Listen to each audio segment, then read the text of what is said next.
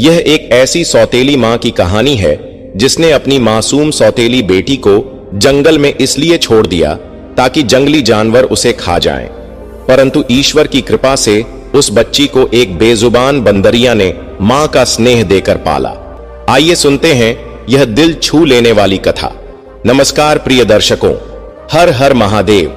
आप सभी का स्वागत है हमारे YouTube चैनल दिव्य ज्ञान सागर में, जहां हम आपके लिए लाते हैं सनातन धर्म की अद्भुत कथाएं और आध्यात्मिक रहस्य जो आपके मन और आत्मा को शांति प्रदान करेंगे। आज की कथा आरंभ करने से पहले आपसे एक निवेदन है। गरुड़ पुराण में कहा गया है कि जो भी कथा या शिक्षा बीच में छोड़ी जाती है वह पाप का कारण बनती है, इसलिए इस कथा को अंत तक जरूर सुने। यदि आप एक सच्चे सनातनी हैं और भगवान श्री राम में अटूट श्रद्धा रखते हैं तो अभी वीडियो को लाइक करें, चैनल को सब्सक्राइब करें और कमेंट में जय श्री राम लिखकर अपना समर्थन व्यक्त करें। तो आइए प्रिय दर्शकों, बिना देरी किए आरंभ करते हैं आज की प्रेरणादायक कथा। प्रिय दर्शकों, किसी गांव में एक किसान रहता था। उसकी शादी को कई साल बीत चुके थे, लेकिन उसके यहां संतान नहीं हुई थी। अंततः उसने बच्चा पाने की आस में दूसरी शादी कर ली। कुछ समय बाद भगवान की दया से उसकी दूसरी पत्नी के गर्भ से एक बेटी का जन्म हुआ। वह नन्ही परी जैसी सुंदर बच्ची थी। किसान ने उसे पाकर ईश्वर का धन्यवाद किया और वह अपनी पत्नी व बेटी के साथ बेहद खुश था।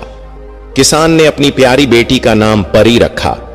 अब किसान अपनी दूसरी पत्नी से बहुत अधिक प्रेम करने लगा, परंतु उसकी पहली पत्नी को यह सब सहन नहीं हो रहा था। वह किसान की बेटी को फूटी आंख भी नहीं देख सकती थी। जब बच्ची कुछ महीने की हुई तो अपनी तोतली जुबान से पापा पापा पुकारने लगी। यह सुनकर किसान की पहली पत्नी के हृदय में ईर्ष्या और द्वेष की अग्नि धधक उठी। धीरे धीरे वह बच्ची की दुश्मन बन चुकी थी। परी की मां दिन भर घर के कामकाज में व्यस्त रहती थी, जबकि पहली पत्नी किसान के साथ खेतों में हाथ बंटाती थी। एक दिन किसान की पहली पत्नी खेतों में सब्जियां तोड़ने गई। उसने सोचा कि आज परी घर पर अकेली है क्योंकि उसकी मां बाजार गई हुई है। इस अवसर का लाभ उठाने के इरादे से वह परी को अपनी गोद में उठाकर खेतों की ओर ले गई। उसने मन ही मन ठान लिया कि वह इस बच्ची को जंगल में छोड़कर आएगी ताकि उसे जंगली जानवर खा जाएं और उसे हमेशा के लिए इस बच्ची से छुटकारा मिल जाए। अपने निष्ठुर इरादे को पूरा करने के लिए वह बच्ची को खेतों से भी दूर घने जंगल में ले गई। वहां उसने बच्ची को जमीन पर फेंक दिया और बिना कोई दया दिखाए लौटने की तैयारी करने लगी। वह निर्दयी स्त्री वहां से चली गई, जबकि मासूम बच्ची झाड़ियों में बेसहारा घूमने लगी। अभी वह बच्ची इतनी छोटी थी कि चल भी ठीक से नहीं पाती थी। कहते हैं कि बच्चे भगवान का रूप होते हैं। वह नन्ही बच्ची अपने भले बुरे से अनजान रोते रोते वहीं झाड़ियों में सो गई। कुछ समय बाद जब उसकी आंख खुली तो वह अपने किसान पिता को पापा पापा पुकारने लगी और भूख के मारे बिलखने लगी। चलते चलते वह जंगल के और अंदर चली गई। वहां एक बड़े पेड़ पर एक बंदरिया अपने बच्चों के साथ रहती थी। उसी पेड़ के दूसरी ओर एक छोटी सी कुटिया थी जिसमें एक साधु बाबा रहते थे। उस समय साधु बाबा भिक्षा मांगने के लिए बाहर गए हुए थे। बंदरियां साधु बाबा के साथ रहती थीं और वे उसका पूरा ख्याल रखते थे। जब बंदरिया ने मासूम बच्ची के रोने की आवाज सुनी तो वह तुरंत दौड़ी और बच्ची को अपनी गोद में उठा लिया, लेकिन बच्ची मां मां पुकारते हुए रो रही थी। बंदरिया ने जल्दी से पेड़ों के कुछ फल तोड़े और उनका रस निकालकर उसे पिलाया। बच्ची ने रस पीकर थोड़ा आराम महसूस किया। बंदरिया ने मां की तरह बच्ची को दुलार देना शुरू कर दिया। वह कभी उसकी जुएं निकालती तो कभी उसके गालों को छूकर स्नेह जताती। धीरे धीरे बच्ची को भी मां जैसी ममता का एहसास होने लगा। वह बंदरिया की गोद में चैन से सो गई। इस तरह बंदरिया ने कई दिनों तक उस मासूम का ध्यान रखा।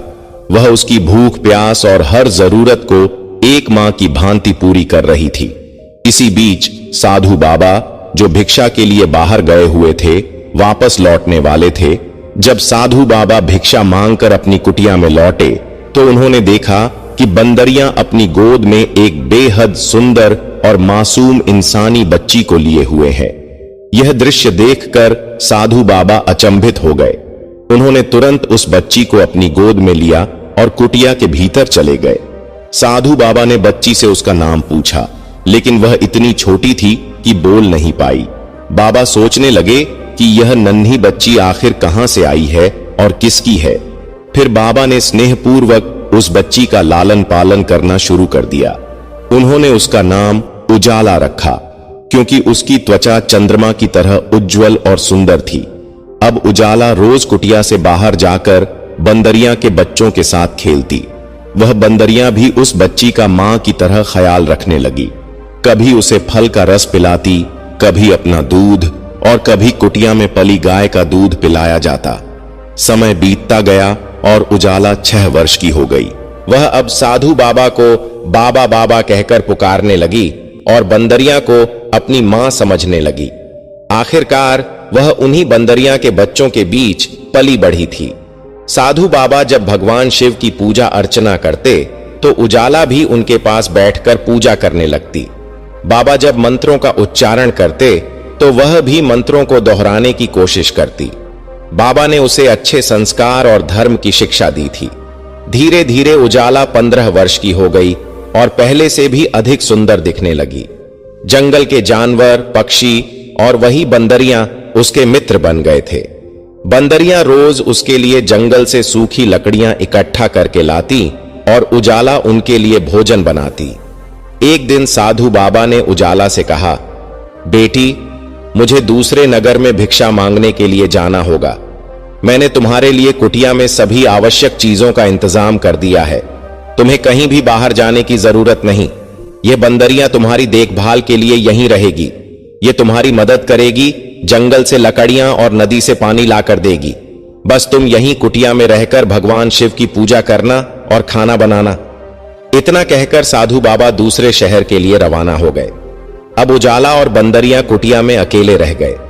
उजाला अब साधु बाबा की भांति रोज कुटिया में बैठकर भगवान शिव की पूजा अर्चना करने लगी। बंदरियां और उसके बच्चे उसके चारों ओर बैठकर मंत्रों को सुनते। शाम के समय उजाला ने भोजन तैयार किया और पूजा में व्यस्त हो गई। तभी बंदरिया के एक शरारती बच्चे ने सारा भोजन बिगाड़ दिया। जब उजाला पूजा से उठी तो उसने देखा कि भोजन पूरी तरह खराब हो चुका है। यह देखकर वह बंदरिया के बच्चे से बोली, तुम बड़े नटखट हो, सारा खाना अकेले खा गए, दूसरों का जरा भी ख्याल नहीं किया। उसने हल्के से उसे डांटते हुए थपकी दी। इस पर बंदरिया का वह बच्चा गुस्से में आ गया और चूल्हे में जलती आग पर पानी डालकर बुझा दिया। यह देखकर उजाला परेशान हो गई। वह सोचने लगी, अब आग जलाना मेरे लिए बहुत कठिन होगा। मैं खाना कैसे बनाऊंगी? पूरे दिन वह आग जलाने की कोशिश करती रही, लेकिन सफल नहीं हो सकी। अंत में उजाला भूखी रह गई। उसके साथ ही बंदरियां और उसके बाकी बच्चों ने भी कुछ नहीं खाया। अब वह बंदरिया का बच्चा पछतावा कर रहा था कि उसने आग क्यों बुझा दी, जिससे सभी को भूखा रहना पड़ा। आखिरकार उजाला झोपड़ी से बाहर निकल आई। उसने दूर एक दूसरी झोपड़ी से उठता हुआ धुआं देखा। उजाला धुएं की दिशा में बढ़ी और उस कच्ची झोपड़ी तक पहुंच गई। झोपड़ी के अंदर एक भयानक राक्षसी बुढ़िया रहती थी। बुढ़िया का एक बेटा था जो खतरनाक नरभक्षी था। उसे इंसानों की गंध मिलते ही तुरंत पता चल जाता था। जब बुढ़िया ने उजाला को देखा तो उसके मुंह में पानी आ गया। वह मन ही मन उजाला को खाने के बारे में सोचने लगी। उसने बड़बड़ाते हुए कहा, काश इस समय मेरा बेटा घर पर होता। वह इस लड़की को कभी यहां से जाने नहीं देता। उसने सोचा कि जब तक उसका बेटा नहीं आता वह इस लड़की को बातों में उलझाकर रोके रखेगी। बुढ़िया ने मीठी आवाज में पूछा, आओ बेटी, यहां कैसे आना हुआ? तुम कौन हो और कहां से आई हो? उजाला बोली, मैं अपने बाबा की लाडली बेटी हूं। वे बहुत नेक इंसान हैं और इस समय दूसरे गांव में भिक्षा मांगने गए हैं। मैं घर पर अकेली हूं। एक शरारती बंदरिया के बच्चे ने चूल्हे की आग बुझा दी। आप कृपया मुझे थोड़ी आग दे दें ताकि मैं खाना बना सकूं। बुढ़िया ने कहा, बेटी, आग तो तुम्हें मिल जाएगी, पर बदले में तुम्हें मेरा एक काम करना होगा। मैं बूढ़ी और कमजोर हूं, मुझसे घर का काम नहीं होता। मेरा बेटा आने वाला है और उसे बहुत भूख लगी होगी। वहां बजरे के दाने रखे हैं, तुम उन्हें चक्की में पीसकर आटा बना दो। उजाला ने तुरंत बजरे को पीस दिया और बुढ़िया के पास जाकर बोली, अम्मा, मैंने आटा तैयार कर दिया है, अब मुझे आग दे दीजिए ताकि मैं अपने घर लौट जाऊं। बुढ़िया ने कहा, बेटी, तुम तो बहुत भली हो, लेकिन देखो ना मेरा घर कितना गंदा हो गया है, मुझसे सफाई नहीं होती। तुम तो जवान और हिम्मती हो, जरा घर की सफाई कर दो। उजाला ने झाड़ू उठाई और झटपट पूरे घर की सफाई कर दी। बुढ़िया बार बार बाहर का रास्ता देख रही थी और मन में सोच रही थी, आखिर मेरा बेटा अभी तक क्यों नहीं आया, आज उसे इतनी देर क्यों हो रही है। उजाला सफाई पूरी करने के बाद बुढ़िया के पास पहुंची और बोली, अम्मा, अब मैंने आपके सारे काम कर दिए हैं, कृपया मुझे आग दे दें, अब मैं घर जाना चाहती हूं। बुढ़िया ने कहा, बेटी, सच में तुमने तो सारा काम कर दिया, बस एक आखिरी काम कर दो, पास वाले कुएं से मेरे लिए थोड़ा सा पानी ला दो। उजाला तुरंत घड़ा लेकर गई और पानी भर लाई। अब वह कहने लगी, अम्मा, अब तो मुझे घर जाना ही होगा, आप मुझे आग नहीं देना चाहती तो मत दीजिए। बुढ़िया ने कहा, कैसी बातें कर रही हो बेटी, तुम तो बहुत भली हो, ये लो आग भी ले जाओ और जाते समय यह एक मुट्ठी बाजरा भी साथ ले लो, जहां जहां से तुम गुजरोगी वहां वहां इसे छींट देना। उजाला ने वैसा ही किया। रास्ते में चलते हुए वह बाजरा बिखेरते हुए घर लौट आई। उसने कुटिया में पहुंचकर आग जलाई और तुरंत खाना बना लिया। पहले उसने बंदरियां और उसके बच्चों को खिलाया, फिर खुद ने भोजन किया। उधर बुढ़िया का आदमखोर बेटा घर लौट आया। बुढ़िया ने उसे डांटते हुए कहा, तुम आज कहां चले गए थे, इतनी देर क्यों लगा दी, हमारे पास खुद चलकर शिकार आया था, लेकिन अब वह लड़की वापस चली गई। मैंने उसे कुछ बाजरे के दाने दिए थे, अब एक ही तरीका बचा है, जहां जहां वह बाजरा बिखेरती गई है तुम उन दानों का पीछा करते हुए जाओ और उसे ढूंढ निकालो। आदमखोर बेटा अब उन बिखरे हुए दानों के निशान का पीछा करने लगा। वह बाजरे के दाने जंगल के पास एक बड़े पेड़ के समीप समाप्त हो गए।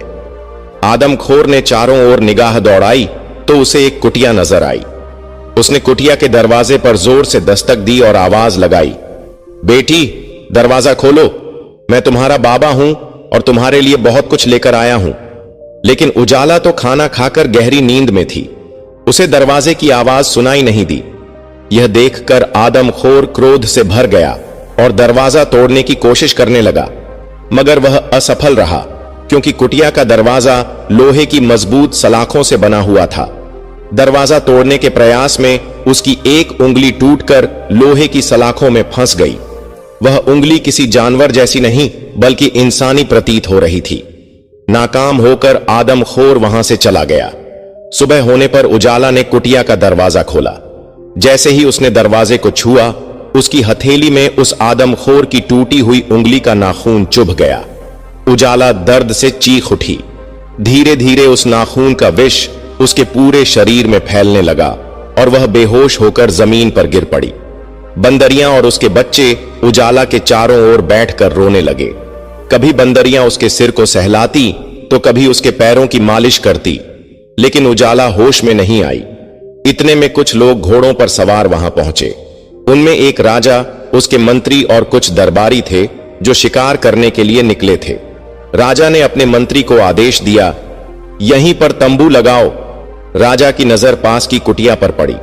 उसने मंत्री से कहा, जरा जाकर देखो इस कुटिया के अंदर क्या है।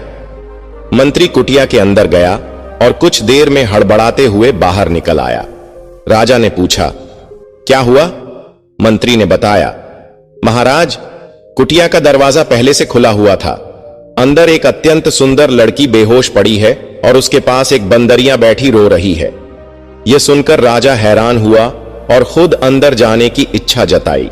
उसने मंत्री को आदेश दिया कि लड़की को कुटिया से बाहर लाया जाए।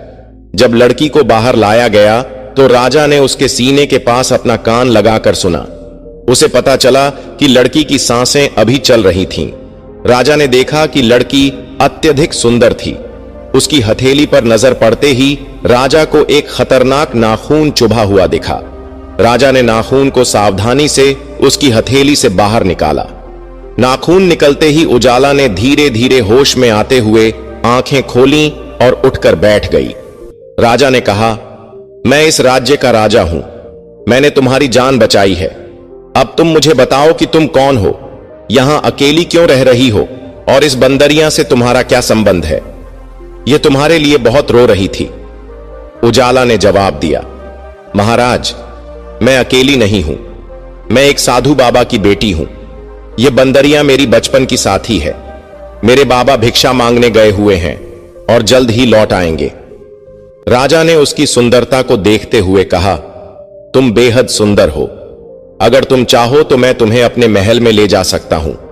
हम तुम्हारे बाबा को भी महल में बुला लेंगे और इस बंदरिया के लिए भी एक सुंदर कुटिया का प्रबंध करेंगे। यहां जंगल में तुम्हारा अकेले रहना ठीक नहीं है। उजाला ने राजा की बात मान ली। जब राजा, उजाला और बंदरिया महल पहुंचे तो राजा की मां ने अपने बेटे से कहा, बेटा, तुम इस लड़की को किस रिश्ते से यहां लेकर आए हो? लोग इस पर बातें करेंगे। तुम्हें इसके साथ विवाह कर लेना चाहिए ताकि इसकी इज्जत और मान सम्मान बना रहे। कुछ ही दिनों में राजा और उजाला का विवाह संपन्न हो गया। अब उजाला राजा की रानी बन चुकी थी और अपने नए जीवन में प्रसन्नता से रहने लगी। उस राजा की पहले से भी एक रानी थी, लेकिन अब उसे उजाला से गहरी मोहब्बत हो गई थी।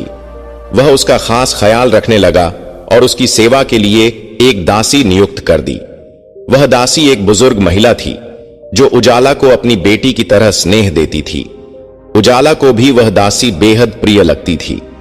एक दिन वह बुजुर्ग दासी उजाला से बोली, बेटी, अपनी सौतन से जरा सावधान रहना। वह बहुत चालाक है और तुम्हें नुकसान पहुंचा सकती है। उजाला हंसकर कहने लगी, अम्मा, ऐसा मत सोचो। वह मुझे बहन की तरह मानती है। वह भी इस महल की रानी है जैसे मैं हूं। उसे मुझसे ईर्ष्या क्यों होगी? बुजुर्ग दासी ने सिर हिला दिया, लेकिन कुछ नहीं बोली। उजाला अपनी सौतन के साथ अक्सर समय बिताने लगी। वे दोनों आपस में बातें करती, पर सौतन अपनी जलन कभी उजागर नहीं होने देती थी। एक दिन वे दोनों महल के बाहर खड़ी थीं। उजाला के साथ उसकी बंदरियां भी थीं। सौतन ने चापलूसी भरे लहजे में कहा, उजाला, तुम तो बेहद सुंदर हो। अगर तुम गहने पहन लो तो और भी अधिक खूबसूरत दिखोगी। चलो, नदी किनारे चलकर अपनी परछाई में अपनी सुंदरता देखो। उजाला उसकी बातों में आ गई और उसके साथ चलने लगी। तभी बंदरिया ने उजाला का साड़ी का पल्लू खींचकर उसे रोकने की कोशिश की, जैसे चेतावनी दे रही हो कि उसके साथ मत जाओ। लेकिन उजाला को गुस्सा आ गया और उसने बंदरिया को झटकते हुए कहा, क्या बात है, कभी तो मुझे अकेला छोड़ दो। फिर दोनों नदी के किनारे पहुंच गईं। उजाला नदी के पानी में अपनी परछाई देखकर खुश हो रही थी। तभी उसकी सौतन ने अचानक उसे पानी में धक्का दे दिया। उजाला तैरना नहीं जानती थी और डूबने लगी। वह चिल्लाती रही, लेकिन सौतन जल्दी से वहां से भागकर महल में वापस चली गई। जब राजा वापस आया तो उसने उजाला को हर जगह खोजा, लेकिन वह कहीं नहीं मिली। राजा अपनी बड़ी रानी के पास गया और गुस्से में पूछा, मेरी उजाला कहां है? मुझे लगता है तुमने उसे कुछ नुकसान पहुंचाया है। रानी ने नाटकीय अंदाज में कहा, महाराज, मैंने कुछ भी नहीं किया। जरूर इस बंदरिया ने ही उसके साथ कुछ किया होगा, क्योंकि वह हर समय उसके साथ रहती थी। राजा को बंदरिया पर बहुत गुस्सा आया। उसने अपने मंत्री को आदेश दिया कि बंदरिया को जंजीरों में बांधकर एक कमरे में कैद कर दिया जाए। लेकिन राजा को फिर भी चैन नहीं मिला। वह उजाला को ढूंढने के लिए व्याकुल हो गया। उसने खाना पीना छोड़ दिया और खुद को कमरे में बंद कर लिया। एक दिन राजा का गुजर उसी नदी के किनारे से हुआ। उसने देखा कि नदी में एक कमल जैसा बड़ा सुंदर फूल खिला हुआ है। जब उसकी नजर उस फूल पर पड़ी तो उसे उसमें उजाला का चेहरा दिखाई दिया। राजा फूल के पास गया और उससे बातें करने लगा। तुम मुझे मेरी उजाला की याद दिला रहे हो। वह भी तुम्हारी तरह ही कोमल और सुंदर थी। पता नहीं वह अब कहां है। इसके बाद राजा रोज उस फूल के पास बैठकर अपना मन बहलाने लगा। वह उससे बातें करता और अपनी पीड़ा साझा करता। जब बड़ी रानी को इस बात का पता चला तो वह फिर से ईर्ष्या से भर उठी। उसने एक सैनिक को बुलाकर आदेश दिया, जो बड़ा फूल नदी के बीच में उगा है उसे जड़ से काट डालो। सैनिक ने वैसा ही किया। अगले दिन जब राजा नदी किनारे पहुंचा तो उसने देखा कि फूल गायब था। सैनिक ने उसे उखाड़कर दूर फेंक दिया था, लेकिन उसी जगह पर एक सेब का पौधा उग आया था। वह पौधा बहुत सुंदर था और उस पर छोटे छोटे मनमोहक फूल खिले थे। कुछ समय बाद उस पेड़ पर एक बड़ा सा सेब लग गया जो साधारण सेबों से बहुत बड़ा था। उसकी चर्चा दूर दूर तक फैल गई। लोग उसे देखने के लिए आते थे, लेकिन कोई भी उसे तोड़ नहीं सकता था क्योंकि वह राजा के अधिकार क्षेत्र में था। किसान ने अपनी पहली पत्नी को काफी पहले ही घर से निकाल दिया था। उसने और उसकी दूसरी पत्नी ने अपनी बेटी का नाम परी बड़े प्यार से रखा था, मगर परी के खोने के बाद वे दोनों हर समय उसकी याद में रोते रहते थे। भगवान ने उन्हें एक बेटा भी दिया था, लेकिन परी की कमी उनके दिल से नहीं जाती थी। एक दिन किसान की पत्नी खेतों में काम करने जा रही थी। थकान होने पर उसने सोचा कि पास के पेड़ के नीचे थोड़ा आराम कर ले। उसने अपनी टोकरी एक ओर रख दी और वहां लेट गई। कुछ देर बाद जब उसकी आंख लगी तो पेड़ से एक बड़ा सा सेब टूटकर उसकी टोकरी में गिर पड़ा। जब वह उठी तो सेब को टोकरी में देखकर घबरा गई। वह मन ही मन सोचने लगी, हे भगवान, अब मैं क्या करूं? अगर किसी ने देख लिया कि मेरे पास राजा के इलाके का यह सेब है तो मुझे चोर समझेंगे और राजा मुझे कैद करवा देगा। फौरन उसने फैसला किया कि वह जल्दी से घर लौट जाएगी। उसने टोकरी को साड़ी के पल्लू से ढक लिया और तेजी से घर आ गई। घर पहुंचते ही उसने अपने पति से कहा, आज मैं आपको कुछ दिखाना चाहती हूं। किसान ने उत्सुकता से पूछा, अच्छा बताओ क्या लाई हो? पत्नी ने पूरी घटना सुनाई और टोकरी से कपड़ा हटाया, लेकिन वहां सेब के बजाय एक नन्ही सी बच्ची बैठी हुई थी। यह देखकर दोनों पति पत्नी खुशी से झूम उठे। किसान की पत्नी ने जल्दी से बच्ची को टोकरी से बाहर निकाला और कहा, यह कितनी प्यारी बच्ची है, मैं इसे जरूर पालूंगी। जैसे ही उन्होंने बच्ची को जमीन पर बैठाया, वह देखते ही देखते एक जवान लड़की में बदल गई। उधर साधु बाबा जब अपनी कुटिया में लौटे तो उन्होंने देखा कि न उजाला थी और न ही बंदरियां। यह देख वह पागलों की तरह अपनी उजाला को ढूंढने के लिए पूरे जंगल में भटकने लगे। उजाला उनकी दुलारी बेटी थी जिसे उन्होंने बड़े लाड प्यार से पाला था, मगर उन्हें वह कहीं नजर नहीं आई। आखिरकार उजाला की खोज करते करते साधु बाबा राजा के महल तक पहुंच गए। जब राजा ने उन्हें देखा तो वह तुरंत उठ खड़ा हुआ और बोला, बाबा कहिए, मैं आपकी क्या सेवा कर सकता हूं? साधु बाबा ने पूरी घटना सुनाई कि कैसे वह अपनी बेटी को जंगल में बंदरियां की देखभाल में छोड़कर भिक्षा मांगने गए थे, मगर जब लौटे तो उजाला वहां नहीं थी।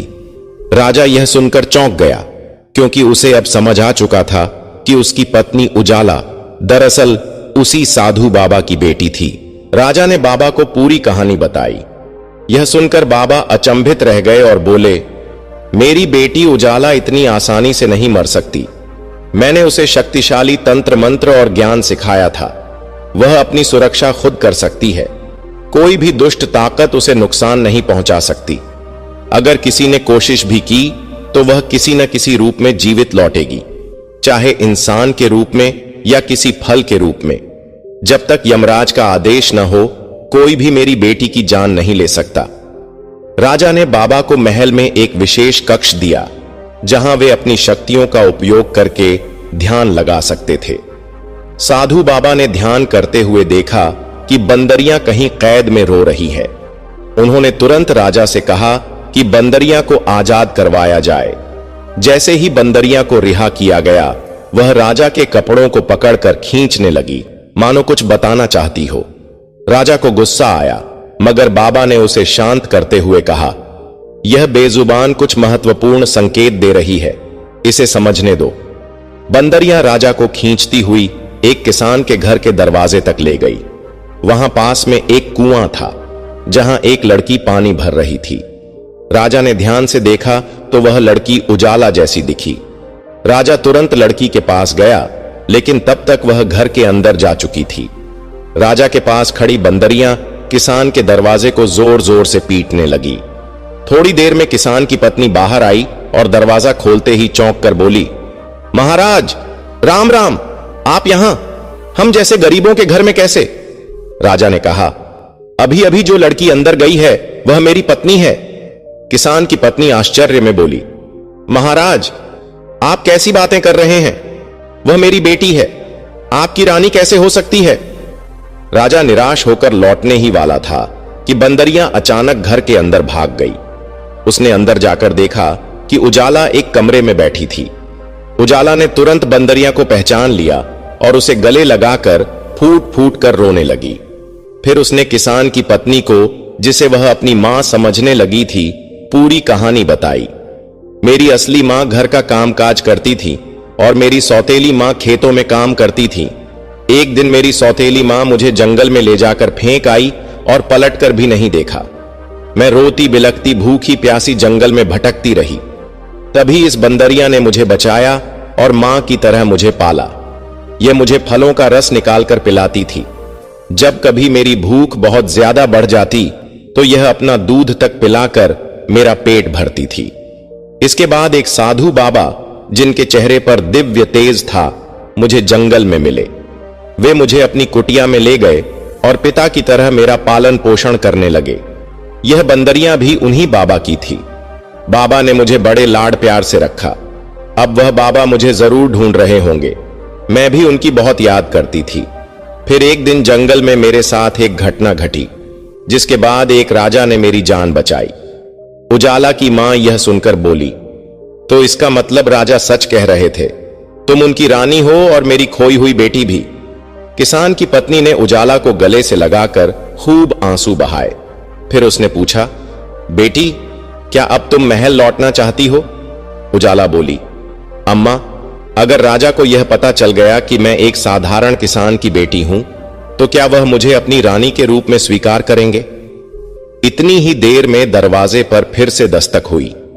दरवाजा खोलने पर साधु बाबा और राजा दोनों वहां खड़े थे।